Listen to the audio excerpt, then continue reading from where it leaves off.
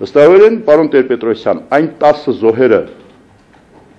որոնք եղան մարտի 1-ին, դրանց մանկության երազանքը չի եղել, որպեսզի ձեզ լսեին, հավատային, որ դուք, ինչպես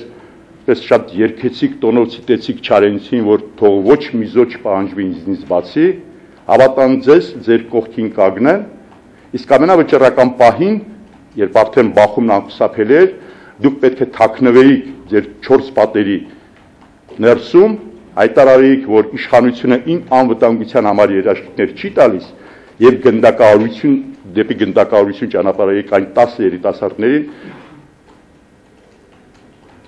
որոնց այսպես էլ մինչև հիմա որևէ պատասխան նրանց հարազատները չունեցան, թե ովքեր եւ ինչու գնդակահարեցին այդ երիտասարդներին։ Վստահեցնում եմ ոչ նրանց ծնողների մանկության երազանքը չի եղել, որպեսզի ձեզ հավատային եւ գնային գնդակի բերան, ինչպես ընդունված ասել ժողովրդի մոտ։ Եվ եթե դուք չեք տերում Ռաֆի Հովհաննիսյանին, որ ժողովրդին ինքը չտարավ այրունայեղության, որ այդ բախումներից դիակներ չմնացին ասֆալտներին,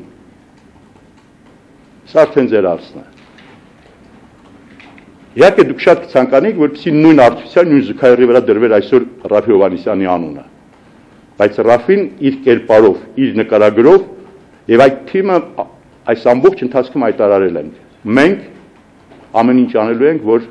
այրունայեղություն չլինի, որ չկրկնվի մարտի 1։ Եվ եթե քաղաքական գործընթացն այն էր, որ պետք է մարտի 1 լիներ, մենք իհարկե չենք ընդունում այդ գործընթացը։